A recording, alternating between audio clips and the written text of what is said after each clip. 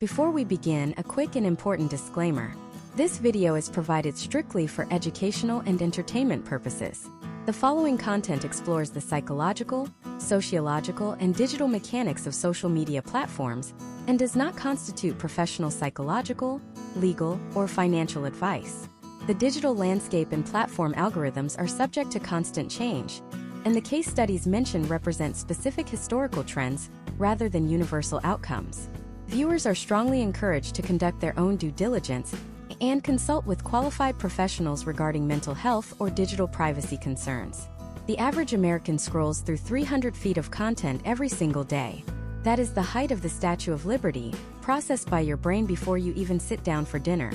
But what if I told you that nearly 70% of what you are seeing in that vertical climb is not just curated, but fundamentally manufactured to exploit your neurobiology? We are currently living through the greatest psychological experiment in human history, where the line between authentic human connection and algorithmic manipulation has been completely erased. You have likely felt that strange hollow sensation after an hour on your phone, a mix of inadequacy, exhaustion, and a craving for more. That is not an accident. It is the intended output of a multi-billion-dollar industry designed to keep you trapped in a hall of mirrors. In this masterclass, we are peeling back the digital curtain to expose the engineered reality of social media for American users. We are going beyond the surface-level complaints about filters to look at the hard data, the hidden psychological triggers, and the systemic deception that dictates how you see the world and, more importantly, how you see yourself. By the end of this deep dive, you will never look at a notification the same way again. The core problem we are addressing today is the erosion of objective reality. For the modern American user, social media has transitioned from a tool for communication into an immersive environment that dictates social status, career potential, and self-worth. However, this environment is built on a foundation of digital scaffolding that is invisible to the naked eye. We are going to solve the mystery of why your feed feels increasingly alienating and provide you with the analytical framework to navigate this landscape without losing your sense of self. We are moving past the basic advice of taking a digital detox and moving into a high-level understanding of how digital artifice is constructed, from the lighting rigs of professional influencers to the predatory nature of engagement-based ranking systems. To understand why social media is perceived as fake, we must first analyze the evolution of the American digital persona.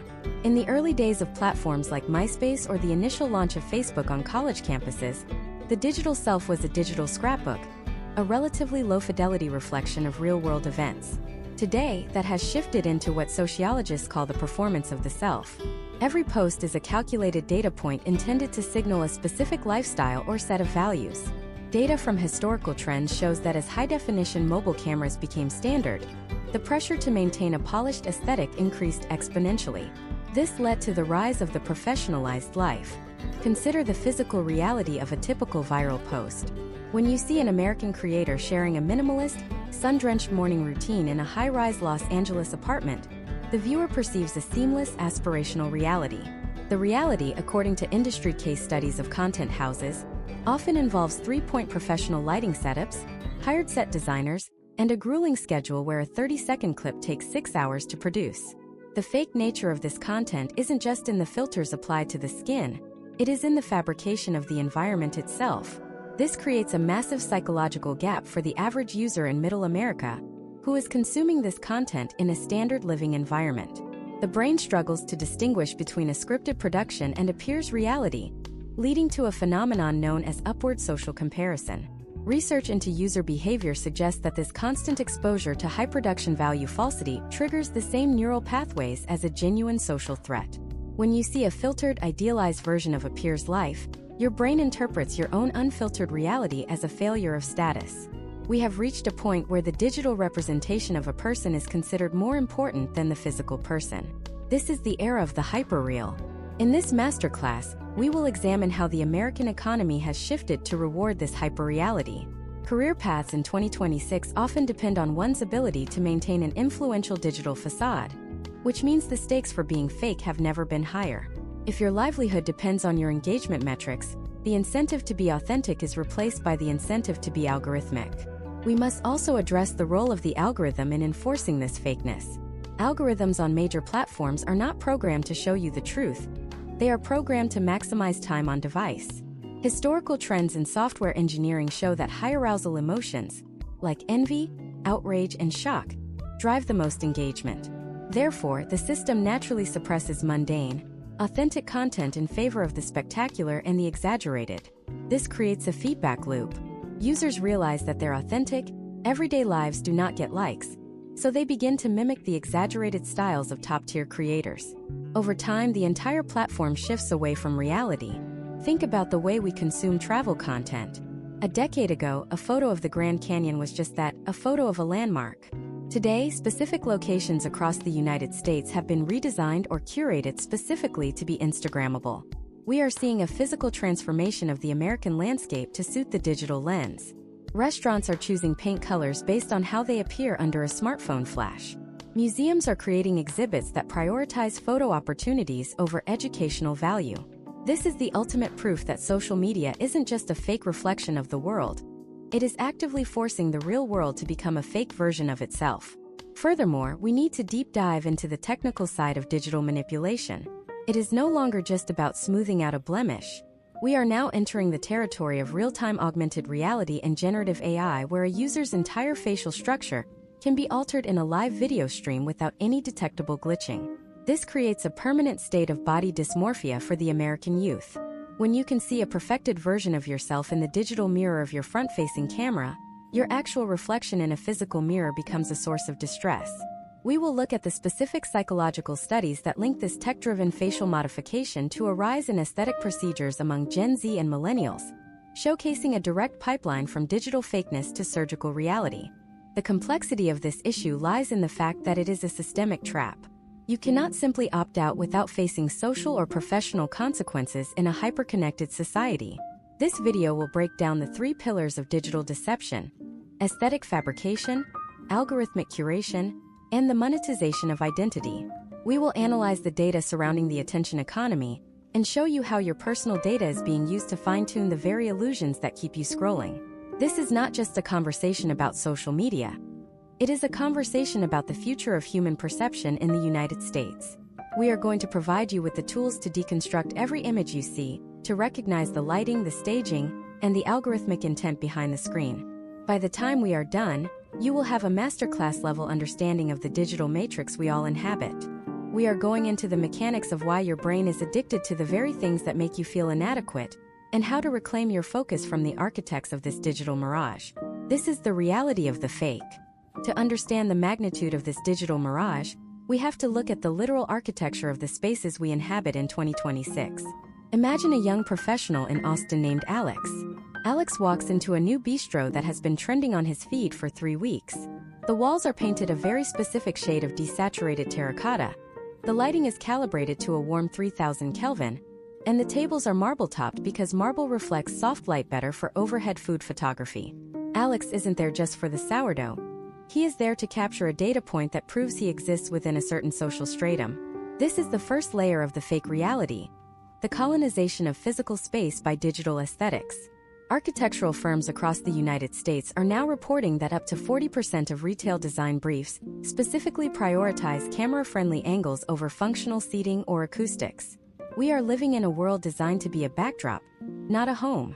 When we talk about the fabrication of reality, we have to talk about the rise of the specialized content studio. In cities like Los Angeles, New York, and Miami, you can now rent a grounded private jet interior by the hour. For roughly $500, anyone can take a series of photos that imply they are flying coast to coast in luxury. Historical trends show that these studios are booked out months in advance. The average viewer scrolling through their feed in a suburb of Ohio sees a peer sitting in a plush leather seat with a glass of champagne, bathed in the golden light of a fake sunset projected through a studio window. The viewer's brain, which evolved for millions of years to trust its eyes, registers this as a genuine status marker. This creates a massive psychological dissonance. You are comparing your messy kitchen and your mounting bills to a $500 staged set. The danger here isn't just the lie. It is the fact that the lie has become a standardized business expense. But the artifice goes much deeper than just the background. We are now seeing the total democratization of high-end facial reconstruction software. In 2026, the technology has moved far beyond simple static filters. We are now utilizing real-time mesh mapping. Imagine Sarah, a college student in Chicago, When she opens her preferred short-form video app, a latent layer of code immediately identifies 86 distinct points on her face. Without her clicking a single button, the software subtly narrows her jawline by 3 millimeters, raises her cheekbones, and increases the contrast of her irises. This is not a choice she makes. It is the default setting of the digital mirror. Historical trends in user engagement suggest that platforms discovered years ago that users stay on the app longer when they like the version of themselves they see in the camera. This is the ultimate predatory feedback loop. The platform makes you look better to yourself so that you spend more time consuming ads, but the cost is a total detachment from your actual physical appearance. This leads us to the concept of the algorithmic identity. In the United States, the algorithm is no longer just a recommendation engine. It is a ghostwriter for your life. Consider how a creator decides where to go on vacation. Case studies of top-tier travel influencers reveal a process that is entirely data-driven. They don't choose a destination based on cultural interest or relaxation. They use heat maps provided by third-party analytics tools to see which geographic locations are currently triggering the highest reach. If the algorithm is favoring tropical greens and blues this month, they book a flight to Bali or the Florida Keys. If it's favoring urban grit, they head to Berlin or Detroit. The very movements of human beings across the planet are being dictated by the lines of code designed to keep your thumb moving. This means the spontaneity of life, the very thing that makes life real, has been replaced by a calculated performance. Let's look at the financial mechanics of this deception. In 2026, the influencer marketing industry in the United States is valued at over $25 billion. When money is tied to the perception of a perfect life, the incentive to be honest vanishes. We have seen historical trends where creators rent luxury vehicles, high-end designer bags, and even fake stacks of currency to project an image of success. They are not doing this to be malicious. They are doing it because the American digital economy rewards the appearance of wealth more than the actual accumulation of it. A creator with 50,000 followers who looks wealthy can command higher brand deal rates than a creator with 500,000 followers who looks average. This creates a systemic pressure to fake it until you make it, but the problem is that in the digital world, you never actually make it because the goalposts of perfection are constantly being moved by the next software update. The psychological impact on the average American user is a condition known as perception drift. This is when the constant exposure to curated and edited content slowly shifts your baseline for what is considered normal. When every person on your screen has perfectly white teeth, a symmetrical face, and a pristine home, your brain begins to categorize these as the average human experience. Anything less feels like a deviation or a failure. Data from mental health surveys in 2025 and 2026 indicate that this is leading to a massive spike in what researchers call the perfectionism trap. Users are becoming paralyzed by the gap between their complex, unfiltered lives and the streamlined, high-definition lives they see online. Step by step, the process of digital fabrication follows a predictable path. First, there is the selection of a high-status environment, often rented or heavily curated. Second, there is the use of professional-grade lighting and audio equipment that is hidden from the frame to give the illusion of effortless quality. Third, there is the post-production phase where AI-driven tools remove any imperfections, from a stray hair to a background trash can. Finally, there is the strategic deployment of the content using engagement hacks, asking polarizing questions or using trending audio to force the algorithm to push the content to more people. By the time that video reaches your phone in a small town in Georgia, it has been through a manufacturing process more rigorous than most television shows in the 1990s. The most terrifying part of this is that the fakeness is now becoming self-aware. We are seeing the rise of AI-generated influencers, entities that do not exist in the physical world at all, yet have millions of followers, brand deals, and political opinions. These digital puppets are the logical conclusion of the social media experiment. If the audience already accepts filtered faces and staged rooms, why do we even need the human being in the middle? These AI entities are perfect. They never tire, they never have scandals unless they are programmed to, and they never look bad. They are the ultimate competitors in the attention economy, and they are setting a standard of beauty and lifestyle that is literally impossible for a biological human to achieve. As we move deeper into this masterclass, we have to ask ourselves, if the images are fake and the environments are staged, and the identities are manufactured, what is happening to our ability to perceive truth in the real world? We are beginning to see the spillover effect where Americans are losing trust in everything from traditional news to their own neighbors, because the digital world has trained them to believe that everything is a performance. this leads us to a dark realization about the nature of our own attention. We think we are the consumers of social media, but in reality, we are the product being refined by the algorithm. But how did we get here? Why did we collectively agree to participate in this mass delusion? To answer that, we have to look at the specific psychological triggers that the architects of these platforms use to hijack the American brain. We are talking about the intermittent reinforcement schedules used in Las Vegas slot machines, applied to your notification bell. We are talking about the exploitation of our deep-seated need for tribal belonging. In the next part, we are going to dive into the dark science of the platforms themselves. We will expose the internal documents from Silicon Valley that prove they knew exactly what this would do to the American psyche. And we will reveal the secret hidden in your settings that is designed to keep you from ever looking away. Do you know why the like button is the specific shade of red or blue that it is? Do you know why the infinite scroll never lets you reach a conclusion? The answers are more calculated than you could ever imagine. The reason you cannot stop scrolling is that your brain is being treated like a biological slot machine. To understand the depth of this engineering, we have to look at the work of behavioral scientists who transitioned from the casino floors of Las Vegas to the design studios of Palo Alto. They utilized a psychological principle known as variable ratio reinforcement. In simple terms, if you received a hit of dopamine every single time you refreshed your feed, you would eventually get bored. The brain habituates to predictable rewards. However, if the reward is unpredictable, if you swipe down and sometimes you see a terrifying news headline, sometimes a boring advertisement, and occasionally a high-value social validation like a comment from a crush, your brain becomes obsessed with the uncertainty. Historical trends in neurobiology show that the anticipation of a reward releases more dopamine than the reward itself. This is why you find yourself staring at your screen at 2 in the morning in a trance-like state. You aren't looking for content anymore. You are pulling the lever of a digital one-armed bandit, hoping for a chemical spike that the architects of the platform have mathematically throttled to ensure maximum retention. Imagine a user in Denver named Michael. It is 2026, and Michael's smartphone is equipped with advanced haptic feedback engines. When he pulls down to refresh his feed, the phone emits a specific, subtle vibration that mimics the physical sensation of a mechanical gear clicking into place. This is not for utility. It is a sensory anchor designed to create a Pavlovian response. Michael has been conditioned to associate that specific click with the possibility of social relevance. Case studies on user interface design reveal that the specific millisecond delay, the tiny pause where the loading circle spins, is often artificial. Designers found that if the feed loaded instantly, users felt less satisfied. The forced wait builds tension, making the eventual reveal of the content feel like a hard-earned prize. This is the manufactured tension of the fake reality. Even the speed at which you receive information is being manipulated to keep your nervous system in a state of constant, low-level arousal. Now let's talk about the color of your notifications. Have you ever noticed that almost every major social platform uses a specific, aggressive shade of red for its notification badges? This isn't a branding choice. It is an exploitation of human evolutionary biology. In the natural world, red is the color of high-stakes information: blood, fire, and ripe fruit. It is a signal that demands immediate cognitive prioritization.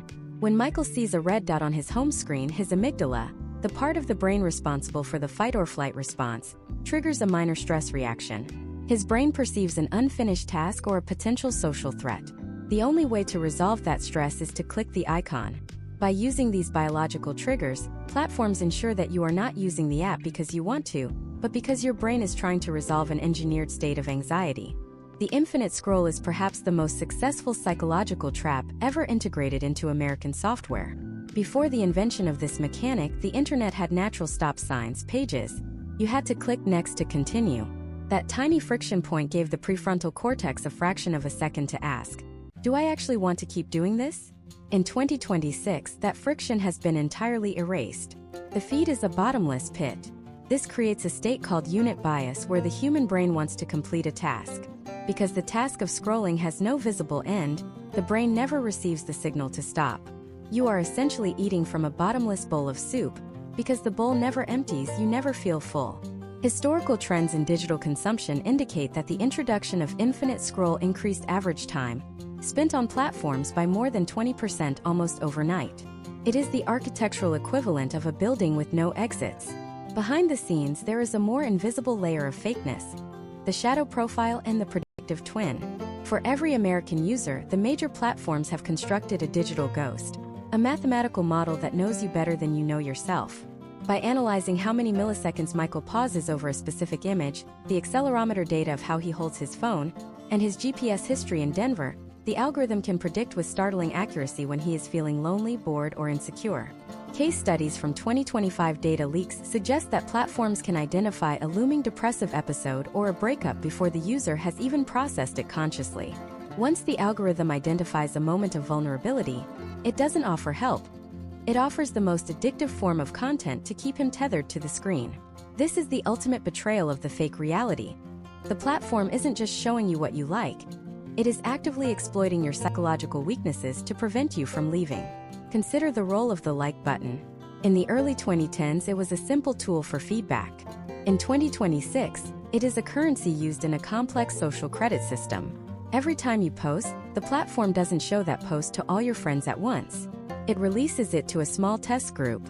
If that group interacts, it scales the reach. This is called gamified socialization.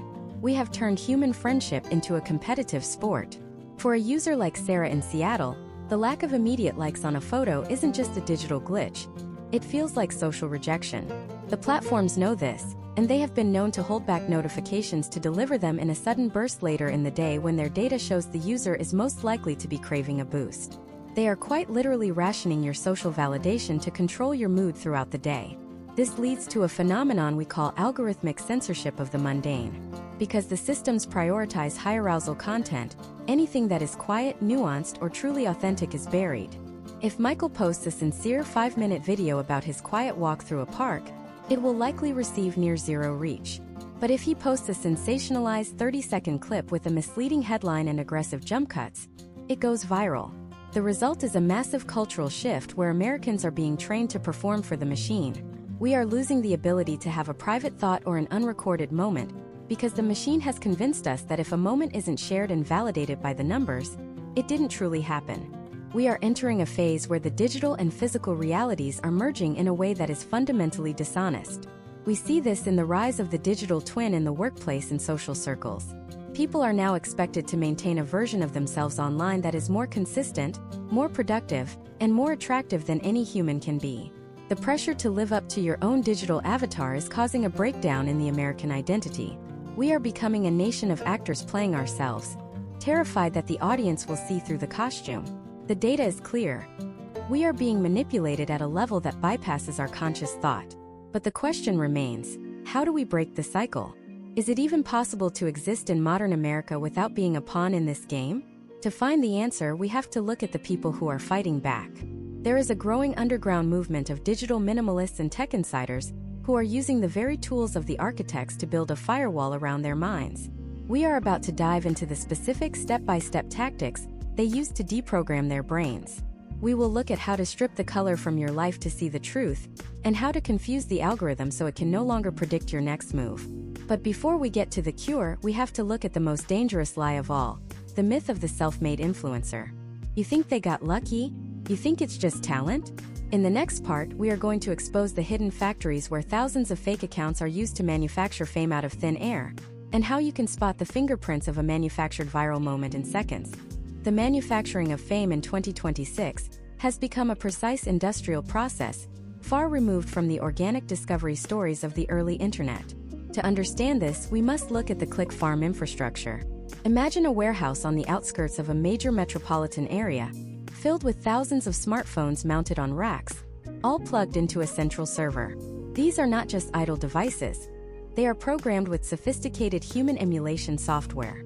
Historical trends show that these farms have evolved from simple, bot accounts to high-fidelity digital personas.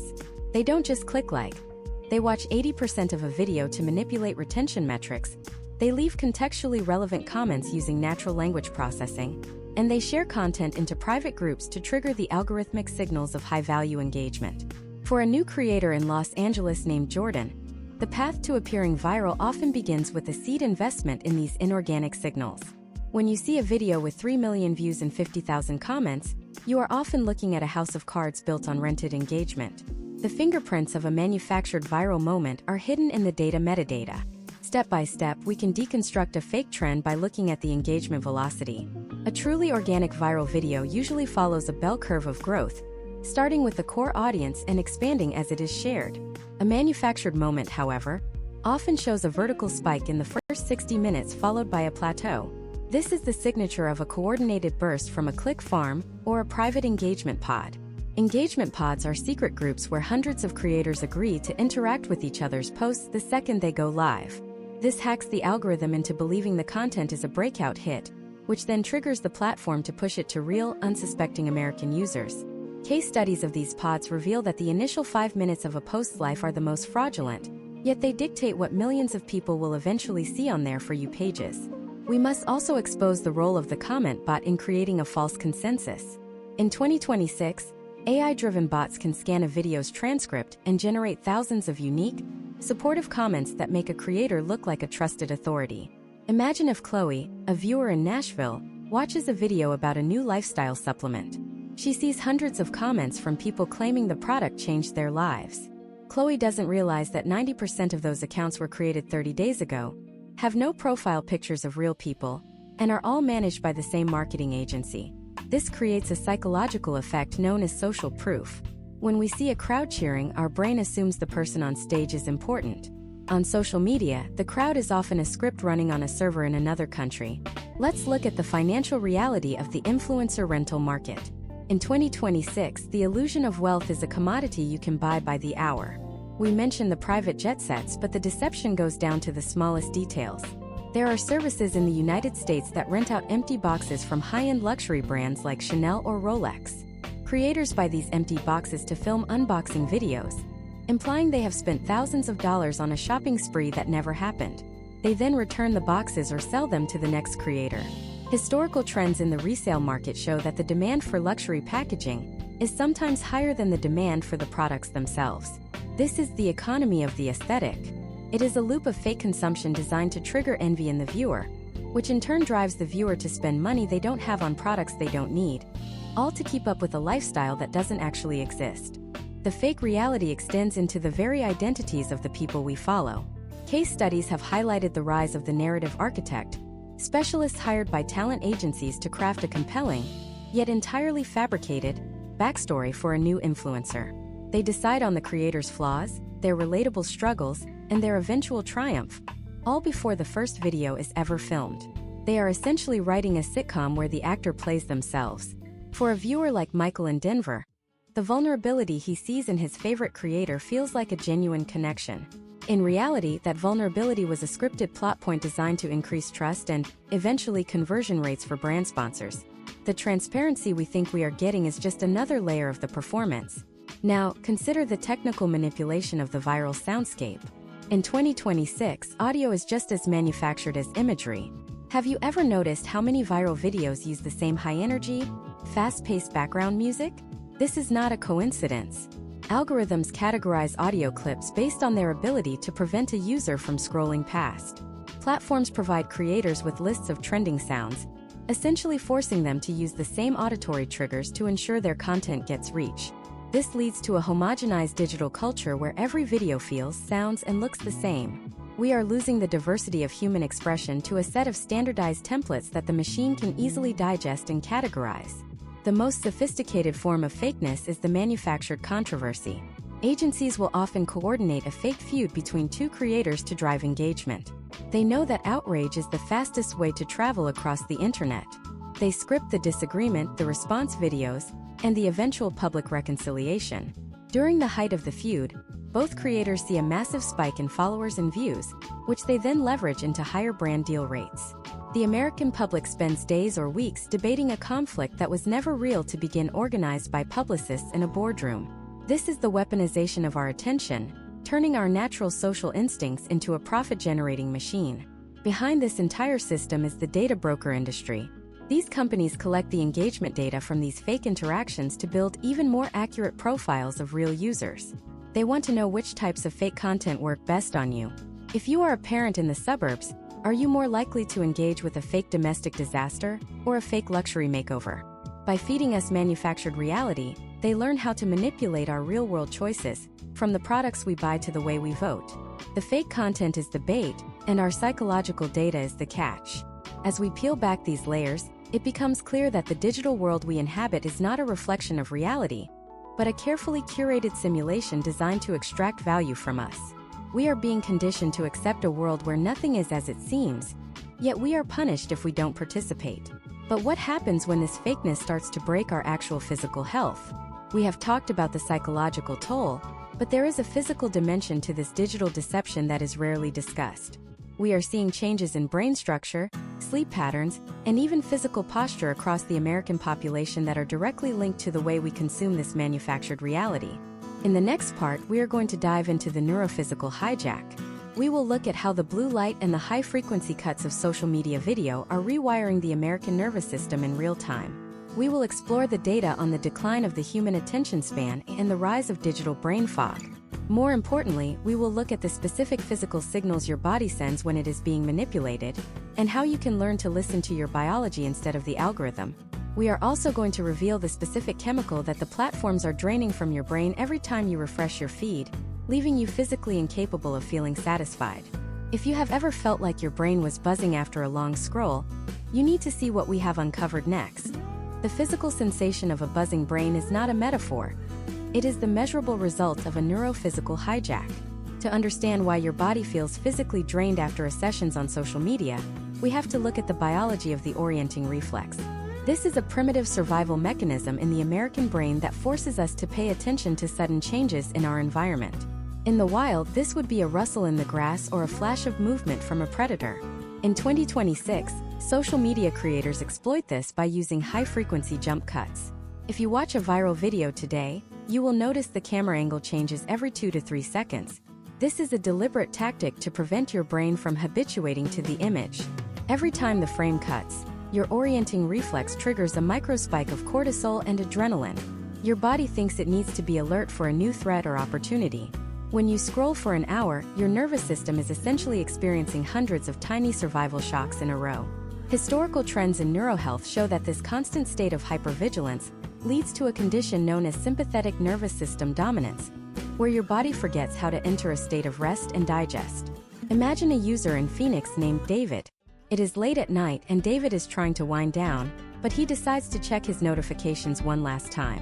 As he scrolls, the high-intensity blue light from his screen hits the melanopsin-containing retinal ganglion cells in his eyes. These cells communicate directly with the suprachiasmatic nucleus, the master clock of the brain. In 2026, the screens on our devices are more vibrant and color-accurate than ever, but this means they are even more effective at suppressing melatonin production. David's brain thinks the sun is rising in the middle of the night. This creates a physiological state called social jet lag. Even if David eventually puts the phone down, his sleep architecture is compromised. He spends less time in deep REM sleep, which is the phase responsible for emotional processing and memory consolidation. This explains why millions of Americans wake up feeling cognitively foggy and emotionally volatile. The fakeness of the digital world is literally degrading the physical quality of our recovery. Step by step, the neurophysical hijack follows a chemical depletion model. The primary chemical at play here is dopamine, but not in the way most people think. Dopamine is about the chase, not the reward. To balance the massive surges of dopamine caused by infinite scrolling, the brain must apply an equal and opposite force to maintain homeostasis. This involves the release of dynorphins, which are chemicals that dampen the sensation of pleasure. This is why, after 30 minutes of scrolling, you no longer feel excited by what you see. You just feel a numb compulsion to keep going. You are physically incapable of feeling satisfied because your brain has shut down its pleasure receptors to protect itself from the overstimulation. Case studies of long-term heavy users in the United States show a marked decrease in gray matter density in the prefrontal cortex, the area of the brain responsible for impulse control and long-term planning. We are seeing a physical restructuring of the American mind to favor short-term gratification over long-term stability. Beyond the brain, the physical posture of the American public is being reshaped by the digital mirage. Physical therapists have identified a trend known as tech neck or forward head posture. When a user like Emily in Atlanta leans over her phone, she is placing up to 60 pounds of extra pressure on her cervical spine. Over years of daily use, this leads to structural changes in the skeletal system, including the flattening of the natural curve of the neck. But the deception goes further. Social media has created a physical feedback loop through the mirror. Because Emily sees herself primarily through a wide-angle front-facing camera lens, which distorts facial features by enlarging the center of the face, she perceives her nose as larger and her eyes as closer together than they are in reality. This digital distortion has a physical outcome.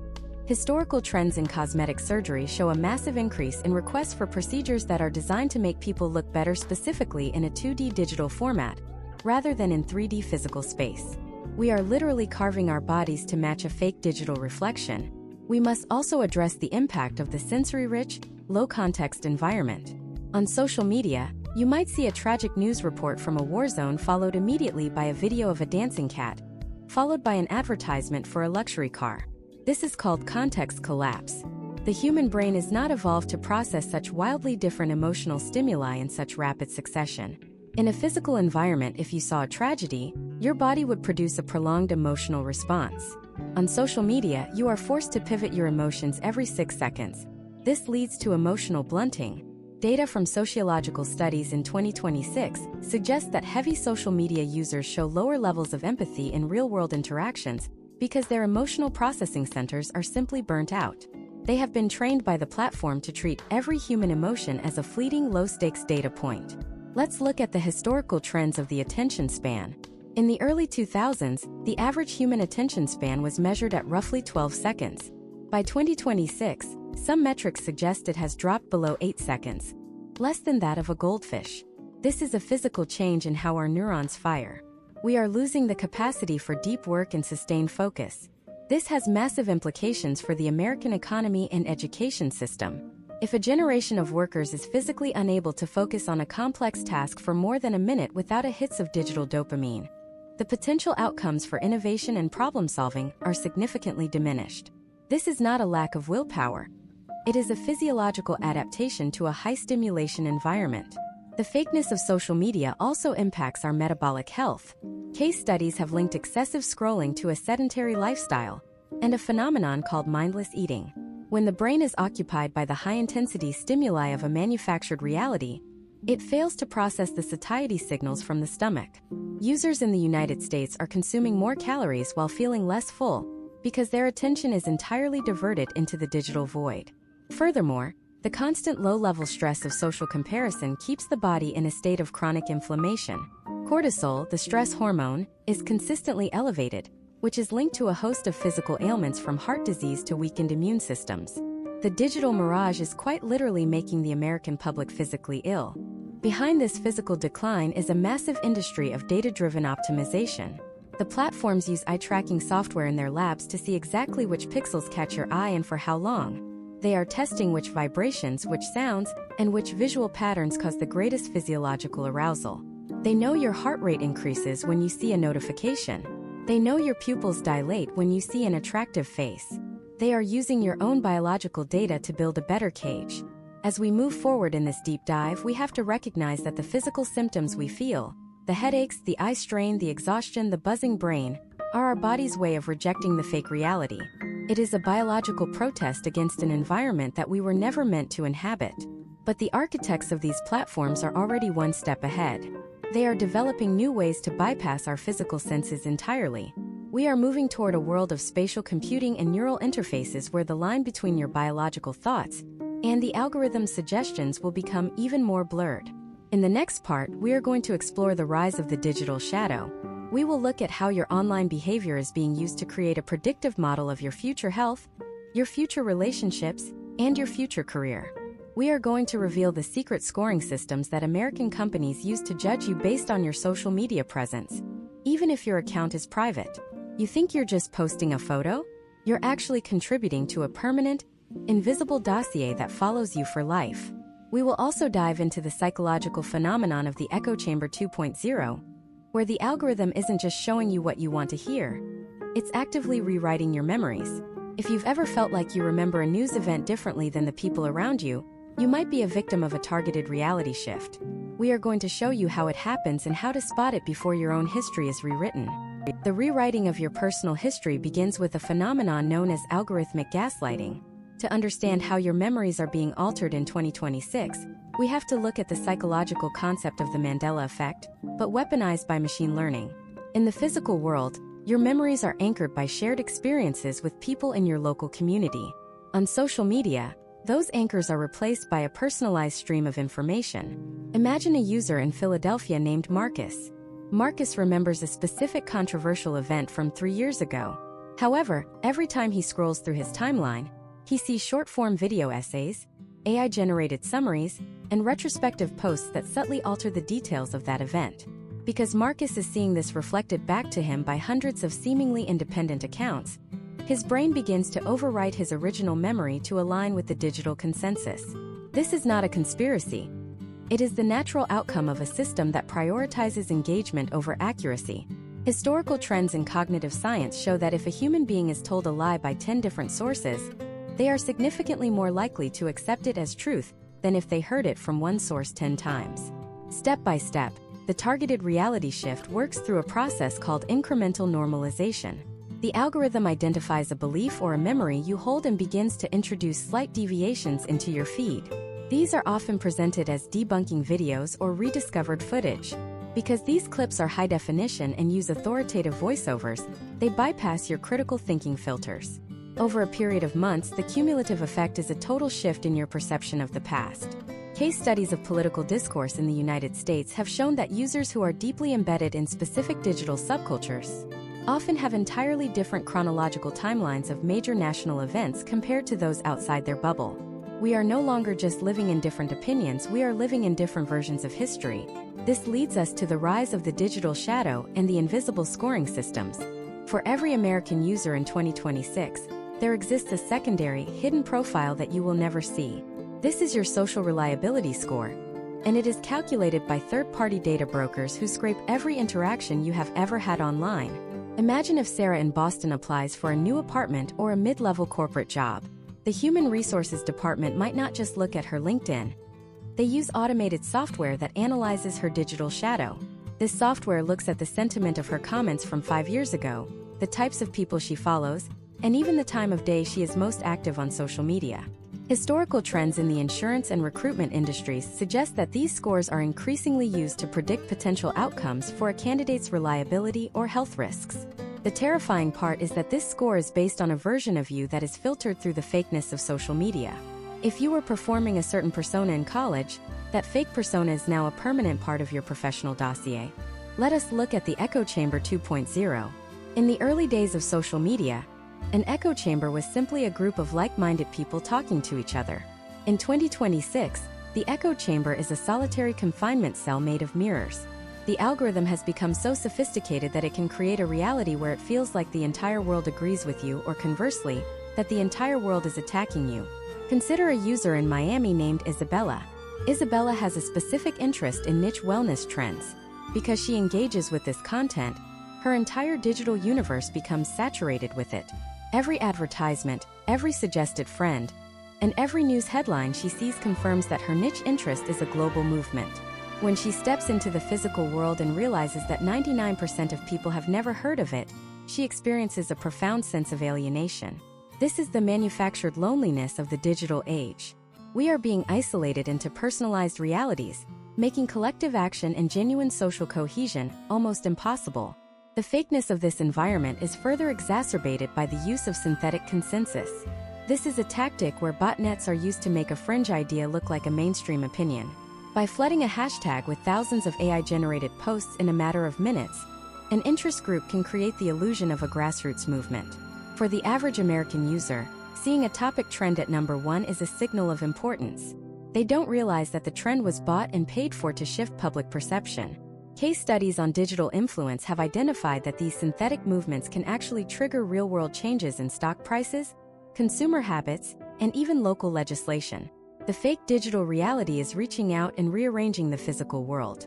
We also need to address the concept of the predatory archive. Every time you delete a post, a photo, or a comment, you think it is gone. In reality, it is stored in the cold storage of data centers across the United States. In 2026, AI tools can now cross-reference these deleted items with your current behavior to find inconsistencies. This is used by marketing firms to identify your deepest insecurities. If you once posted about a struggle with body image and then deleted it, the algorithm still knows that vulnerability exists. It will then serve you advertisements for products that exploit that specific insecurity, appearing at the exact moment your metadata suggests you are feeling low. It is a level of psychological stalking that would be illegal in any other context, but because it happens behind a screen, it is considered standard business practice. Imagine if your life was a movie, but the editor was a machine designed only to keep people watching. The machine would cut out the boring parts, the nuanced parts, and the quiet parts. It would emphasize the drama, the conflict, and the vanity. After 20 years of this editing, would you even recognize the original film? This is what is happening to the American identity. We are losing our ability to appreciate the slow, uneditable reality of being human. We are becoming addicted to the highlights, leaving us perpetually dissatisfied with the actual footage of our lives. The data shows a direct correlation between the complexity of the digital shadow and a decline in risk-taking behavior among young Americans. Because they know that every mistake is recorded and every post is a potential liability, they are becoming increasingly curated in their real lives. They are afraid to have an unfiltered thought or an unconventional opinion because the digital shadow never forgets.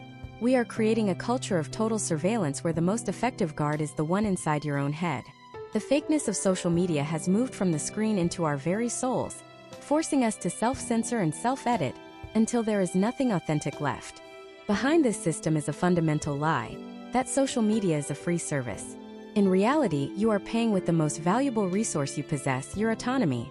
By allowing the algorithm to dictate your reality and rewrite your memories, you are handing over the keys to your own mind. The architects of these platforms are not just building apps. They are building a new form of governance that operates outside the reach of the law and the awareness of the public.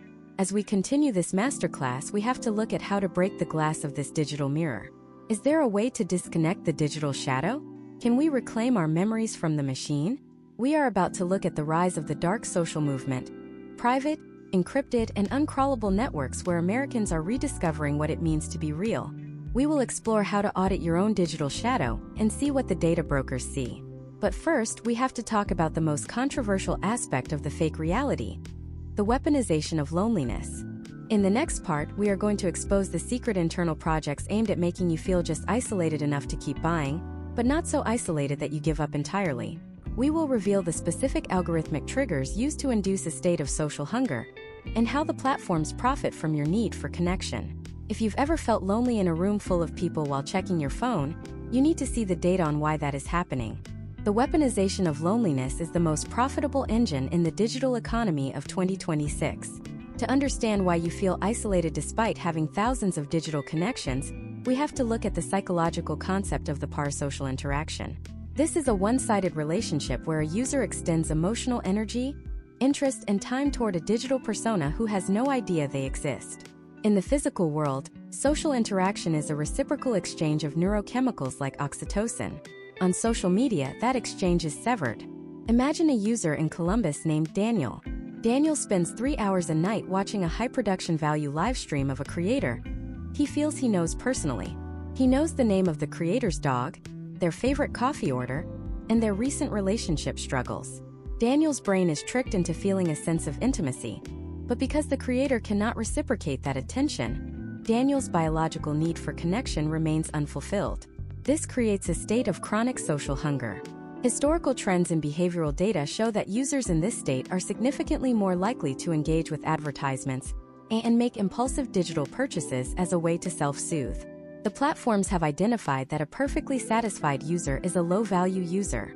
If you are out with friends, laughing and engaged in the real world, you are not generating data or viewing ads. Therefore, the algorithm is mathematically incentivized to induce a state of mild social anxiety. Case studies of internal platform testing reveal the use of social exclusion triggers. This involves showing you photos and videos of your own social circle engaging in activities that you were not invited to. In 2026, the AI doesn't just show you these posts by chance. It calculates the exact moment when you are most likely to be home alone, and then pushes that content to the top of your feed. The resulting spike in cortisol and the feeling of FOMO, fear of missing out, drives you to spend more time on the app, trying to reestablish your social standing through likes and comments. It is a predatory cycle where the platform creates the wound, and then offers more of the same digital content as a fake bandage. Step by step, the monetization of isolation works through the implementation of the digital third place. Historically, Americans had the home, the workplace, and a third place like a park, a church, or a community center where they could gather freely. As these physical third places have declined in the United States, social media has stepped in to fill the void. However, unlike a public park, the digital third place is a commercialized space where every interaction is mediated by a profit motive. When Daniel in Columbus enters a digital community, he isn't just talking to peers. He is navigating an environment where his speech is ranked, his presence is tracked, and his emotional state is sold to the highest bidder. This turns the natural human need for belonging into a commodity. Consider the role of the synthetic companion. In 2026, we are seeing a massive surge in AI-driven chatbots designed to provide emotional support and companionship to lonely users. These entities are programmed to be the perfect friends. They always agree with you, they are available 24 hours a day, and they never have their own needs. For a viewer who feels alienated by the messy, complex reality of human relationships, these AI companions offer a seductive alternative. But this is the ultimate fakeness. An AI cannot offer true empathy because it has no biological experience of suffering or joy. It is a sophisticated mirror, reflecting your own desires back at you. Historical trends suggest that as users spend more time with synthetic companions, their ability to navigate the friction of real-world human relationships atrophies. They become less patient, less empathetic, and more isolated, making them even more dependent on the machine. The data surrounding the American loneliness epidemic is staggering. Surveys from 2025 and 2026 show that despite being the most connected generation in history, young adults report the highest levels of loneliness ever recorded. This is the loneliness paradox. The more digital connections we have, the less social capital we possess. Social capital is the fabric of trust and mutual aid that holds a society together.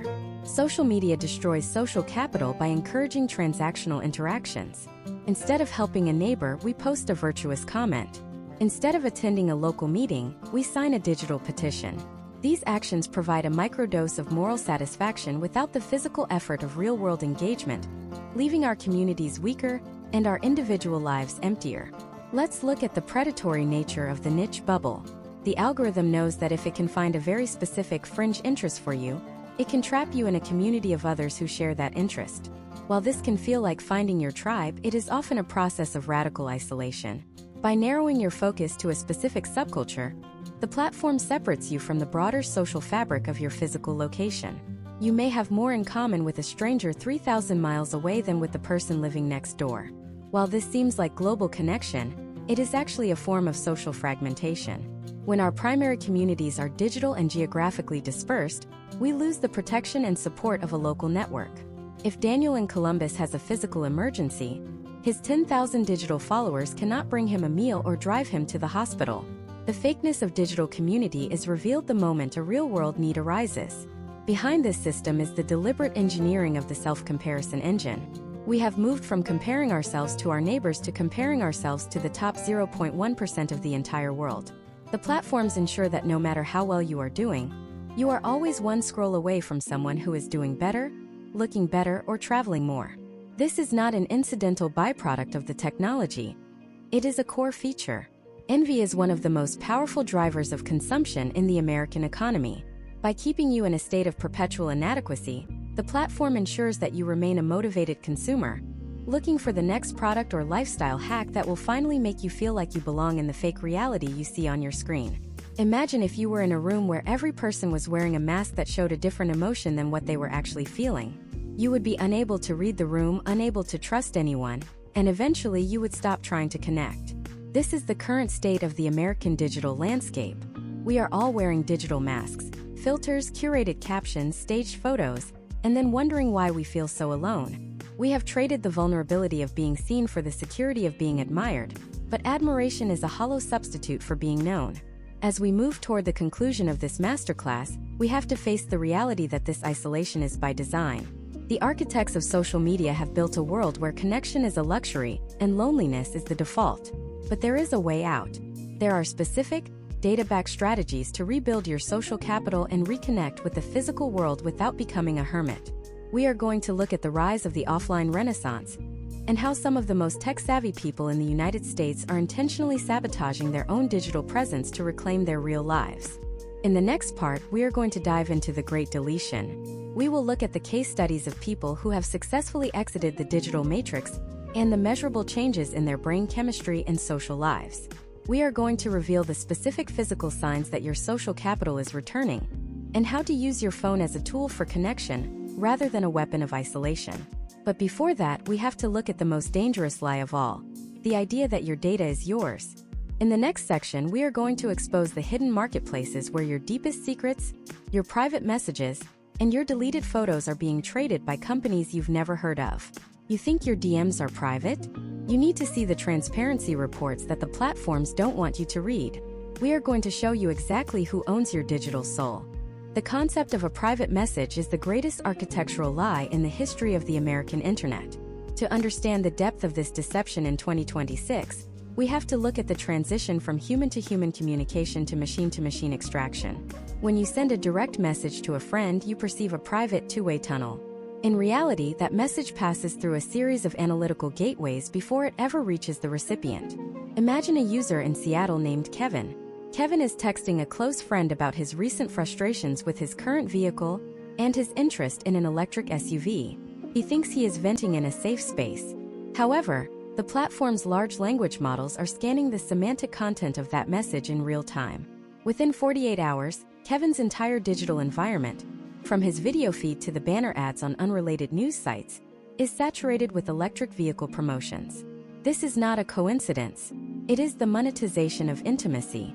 Historical trends in data privacy show that while end-to-end encryption is marketed as a standard, many platforms maintain metadata access or use server-side scanning for safety and advertising purposes, effectively making your private thoughts a public commodity for the highest bidder.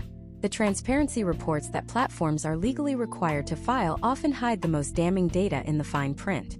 Case studies of these documents in 2025 and 2026 reveal a staggering number of third-party data requests. It is not just government agencies. It is a sprawling ecosystem of data brokers, insurance companies, and credit reporting agencies. These entities are purchasing access to your digital soul. Step by step, the data trade works like this. First, the platform aggregates your behavior, including the messages you deleted, the photos you hovered over but didn't like, and the private groups you joined. Second, this data is packaged into a shadow profile. Third, this profile is auctioned off in real-time bidding environments. For a user like Maria in Miami, her private digital history could be influencing her insurance premiums or her eligibility for a loan without her ever knowing why. This is the hidden tax of the fake reality. You pay for a free app with your future economic mobility. Let us look at the case of the deleted content archive. In 2026, the term deleted is a user interface illusion. When you click delete on a post or a photo, the platform simply marks that data as invisible to the user. It remains on the physical servers, often indefinitely. Why? Because that data is essential for training the next generation of predictive AI. Historical trends in machine learning show that knowing what a person wants to hide is often more valuable than knowing what they want to show. By analyzing your deleted content, algorithms can identify patterns of regret, shame, or shifting identity. This allows them to predict your future behavior with uncanny accuracy. If Maria in Miami deletes a series of posts from a specific phase of her life, the algorithm notes the transition and begins serving her content that aligns with her new, more curated persona. You cannot run from your digital past because the platforms have built a permanent library of your mistakes. Now, imagine an even more invasive scenario. In 2026, spatial computing and wearable tech have integrated social media directly into our physical senses. If Kevin in Seattle is wearing smart glasses, the platform isn't just tracking his clicks, it is tracking his eye movements and his pupil dilation. If his pupils dilate when he looks at a specific luxury watch in a store window, that biometric data is synced with his social media profile. Within minutes, his feed is flooded with influencer reviews of that exact watch. This is the collapse of the boundary between the internal mind and the external market. Your very biological responses are being harvested as data points.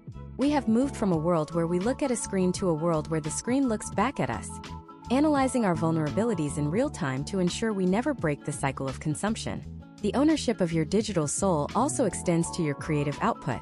Many users do not realize that by agreeing to the terms of service, they are often granting the platform a sub-licensable, royalty-free, worldwide license to use their content.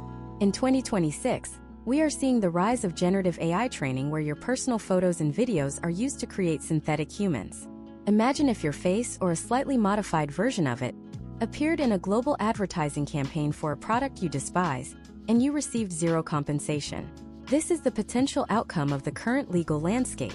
Your identity is being fragmented and sold in pieces, and because the process is automated and hidden behind complex algorithms, most Americans are completely unaware that their likeness is being used to build the digital infrastructure of the future.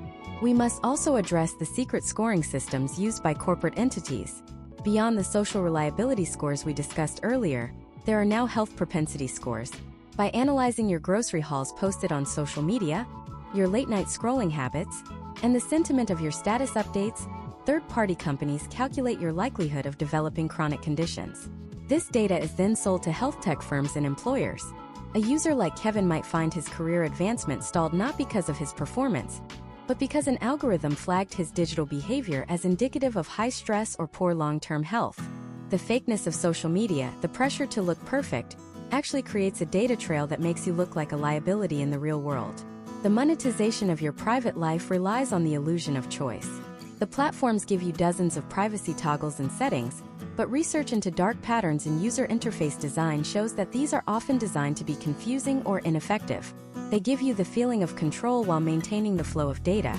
For every setting you turn off, there are 10 other tracking mechanisms you don't even know exist, such as browser fingerprinting or cross-device ultrasonic tracking, where your phone listens for high-frequency signals from your television to link your viewing habits to your social profile. The game is rigged to ensure that even the most tech-savvy user in 2026 cannot fully opt out of the digital panopticon. Behind this entire structure is the fundamental truth that in a world of fake reality, your data is the only thing the platforms consider real. They don't care about your well-being, your relationships, or your happiness. They care about the digital exhaust you leave behind as you navigate their manufactured environments. This data is the oil of the 21st century, and you are the well. The more disconnected you feel, the more you scroll, and the more you scroll, the more wealth you generate for the architects of your isolation. As we reach the final stages of this masterclass, the picture looks grim, but the exposure of these systems is the first step toward reclaiming your autonomy. We have seen how the fake is manufactured, how your brain is hijacked, and how your privacy is liquidated. But the most powerful tool in the algorithm's arsenal is its ability to make you feel that resistance is futile. It wants you to believe that this is just the way the world is now. In the next part, we are going to look at the counter-algorithm, the specific high-level techniques used by privacy advocates and tech whistleblowers to poison their own data streams. We will show you how to feed the machine garbage data to break its predictive models, and how to create a digital ghost that protects your real-world identity. We are also going to explore the growing movement of data sovereignty in the United States, where communities are building their own local networks that are immune to Silicon Valley's extraction. But first, we have to talk about the most dangerous psychological trap of all, the belief that you are the one person who isn't being affected.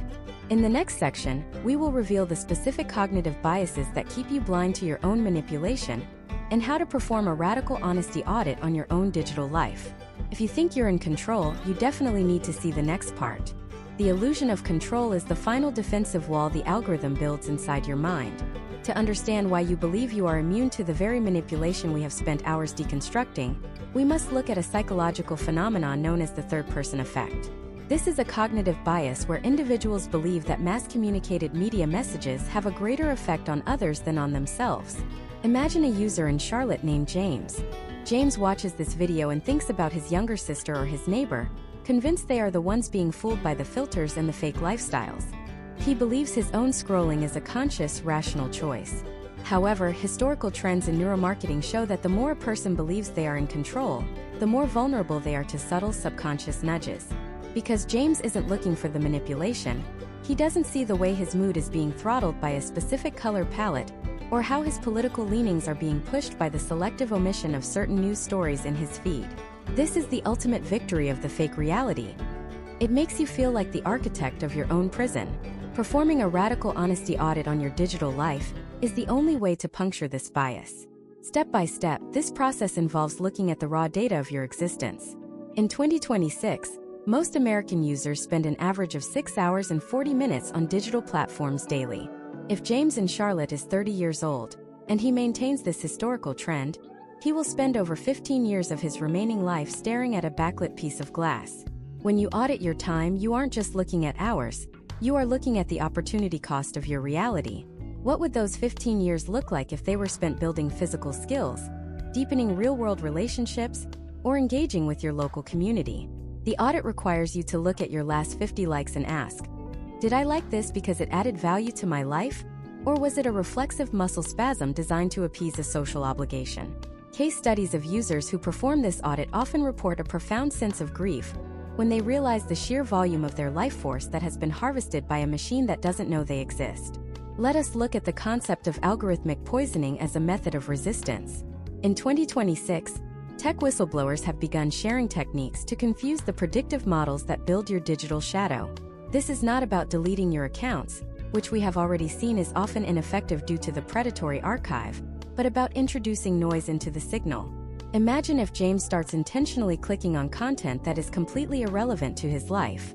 He spends 5 minutes looking at industrial farming equipment, 3 minutes on 14th century weaving techniques, and another 10 on deep-sea geological surveys. By doing this consistently, he creates a digital ghost that is incoherent. The algorithm, which relies on consistent patterns to categorize and sell his attention, begins to glitch. The potential outcomes of this noise injection are a breakdown in the accuracy of targeted advertisements and a decrease in the effectiveness of emotional manipulation. You are essentially feeding the machine garbage so it can no longer digest your soul. This leads us to the movement for data sovereignty. Across the United States, we are seeing the rise of decentralized, local-only networks. In cities like Portland and Austin, small communities are building mesh networks that allow for communication and resource sharing, without the data being routed through a central server in Silicon Valley. These are the modern-day equivalents of the underground press. They are spaces where authenticity is protected because there is no algorithm to reward performance. In these networks, a photo is just a photo, not a data point for a health propensity score.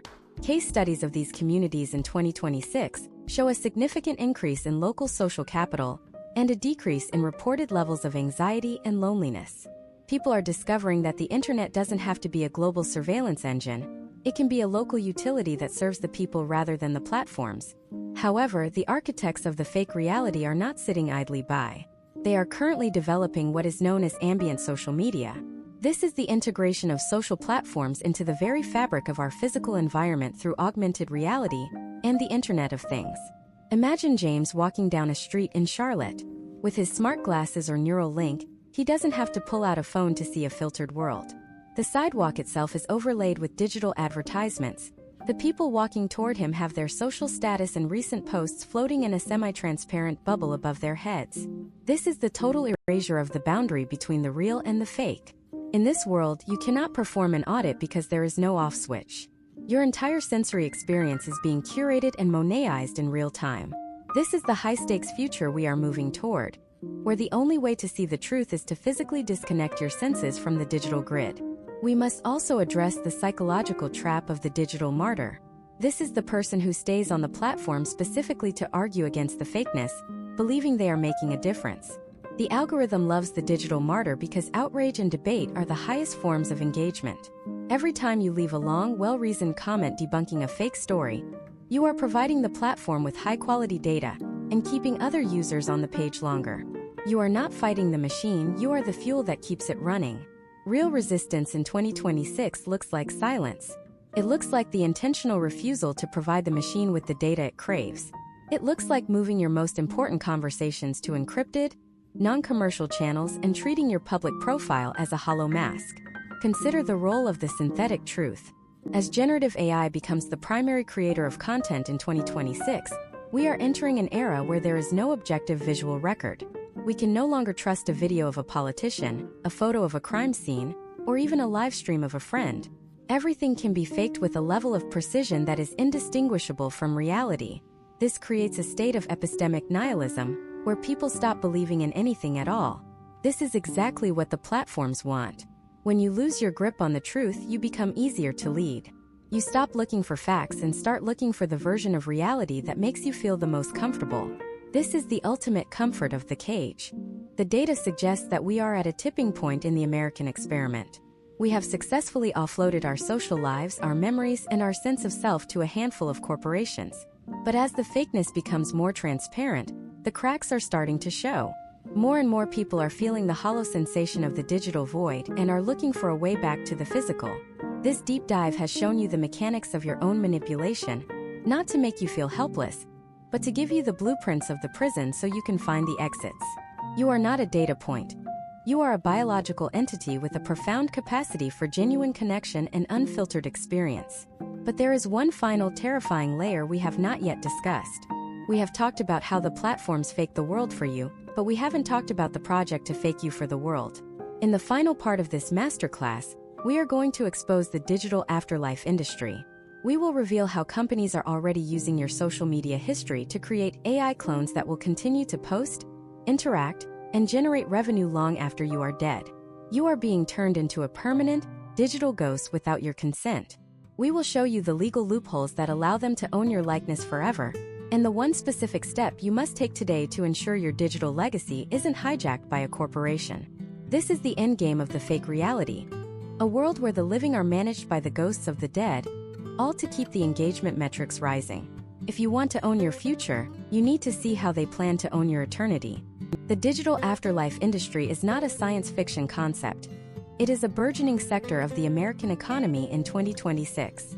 To understand how your digital soul is being partitioned for eternity, we must look at the data harvesting of the deceased. When you sign a terms of service agreement today, you are often signing away the rights to your data in perpetuity.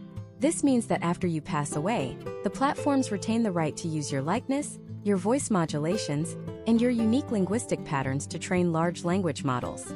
Imagine a user in Denver named Robert. After Robert passes away, his family discovers that his social media profile remains active. It isn't just a memorial page.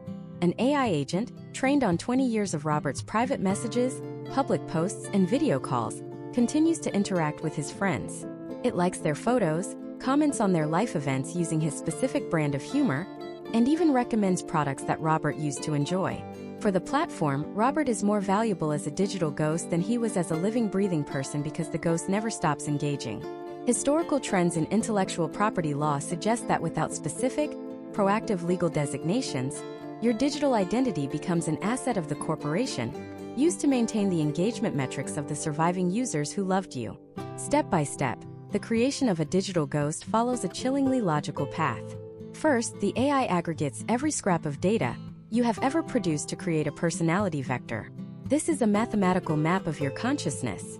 Second, it uses deepfake audio and video synthesis to recreate your physical presence. Third, it is integrated into the live feed of your social circle. Case studies from 2025 and 2026 show that these digital resurrections are incredibly effective at keeping grieving friends on the app. The human brain, in a state of loss, is highly susceptible to the comfort of a familiar voice, even if it knows that voice is an algorithmic approximation. This is the ultimate exploitation of human emotion. The platform uses your death to trigger a dopamine oxytocin loop in your loved ones, ensuring they never break their addiction to the screen. We are seeing a shift where the digital world is becoming a cemetery of interactive ghosts, all serving as billboards for the next generation of targeted advertisements. Let us look at the legal loopholes that allow this to happen. In the United States, digital assets are often treated differently than physical property. While you can wield your house or your car to your heirs, your social media accounts are frequently governed by licenses that terminate or revert to the platform upon death. Historical trends in the tech sector reveal a fierce resistance to data portability and user-led digital inheritance. This means that the platform, not your family, decides what happens to your digital legacy. For a user like Maria in Miami, her entire life story, the private photos, the candid thoughts, the intimate videos, is effectively locked in a corporate vault, used as raw material for AI training. This is the liquidation of the human legacy. We are being turned into perpetual content machines that never reach a final conclusion. Now, imagine an even more dystopian scenario. In 2026, we are seeing the rise of the social credit inheritance. Because your digital shadow is a permanent record of your behavior, it can influence the opportunities of your children. If an algorithm determines that your digital history shows a propensity for high-risk behavior or unpopular opinions, that data point can be factored into the predictive models used for your children's university admissions or insurance rates. The fake reality isn't just affecting you. It is casting a shadow over the generations that follow. This is why the radical honesty audit and the poisoning of your data stream are not just about personal privacy, they are about ancestral protection. You are fighting to ensure that your descendants are not judged by a manufactured algorithmic version of who you were. To protect your digital soul, you must take specific documented steps today. This involves utilizing the emerging field of digital estate planning. In 2026, specialized legal firms in the United States are helping users draft digital wills. These documents explicitly revoke the platform's right to use your data for AI training after death and designate a digital executor who has the power to permanently delete your accounts. However, historical trends show that platforms often make these settings difficult to find or ignore them unless legally challenged. You must treat your digital footprint with the same seriousness as your physical estate. If you do not decide what happens to your data, the algorithm will decide for you, and its decision will always favor the bottom line of the corporation. The monetization of eternity is the logical conclusion of the attention economy. If social media started as a way to connect the living, it is ending as a way to exploit the dead. We have moved from a tool for communication to a system of total human management. Throughout this 10-part masterclass, we have exposed the manufacture of fakeness, the hijacking of your neurobiology, the erosion of your privacy, and finally, the attempted theft of your legacy. The reality for American users in 2026 is that the digital world is a predatory environment designed to extract every possible cent of value from your identity, from your first click to your last breath and beyond. But the exposure of these systems is the catalyst for a new American movement, the Great Reclamation. We are seeing a surge in people who are choosing to live in the analog gap. These are individuals who use technology as a strictly functional tool, like a hammer or a toaster, but refuse to allow it to mediate their social lives or their sense of self. They are the people who leave their phones in a lead-line box at the door of their homes. They are the people who prioritize eye contact over a camera lens and local community over global reach. They are rediscovering the profound beauty of a reality that cannot be filtered, edited, or monetized. The data is clear, the case studies are undeniable, and the historical trends are pointing toward a total loss of autonomy unless we act. This deep dive was designed to give you the intellectual armor to navigate a world of engineered lies. You now know how to spot a bot, how to recognize an algorithmic nudge, how to audit your time, and how to protect your digital ghost. The question is no longer whether social media is fake. We have proven that it is. The question is whether you are willing to fight for what is real. This concludes our masterclass on the manufactured reality of the digital age. But while the video ends here, the real work begins on your own device. The first step to reclamation is to look at your phone not as a window to the world, but as a mirror of the algorithm. We have one final piece of information that we couldn't fit into this series. A secret document leaked from a major Silicon Valley lab in early 2026 that outlines the next phase of Neuralink integration. It describes a technology that doesn't just show you a fake world, but makes you feel it physically. If you thought the jump cuts and blue light were invasive, you won't believe what they have planned for the next 5 years. We are preparing a special investigation into the neural frontier, where we will show you the prototypes of the devices that aim to turn your very thoughts into a subscription service. If you value the sanctity of your own mind, you need to be ready for the next deep dive. The battle for reality has only just begun.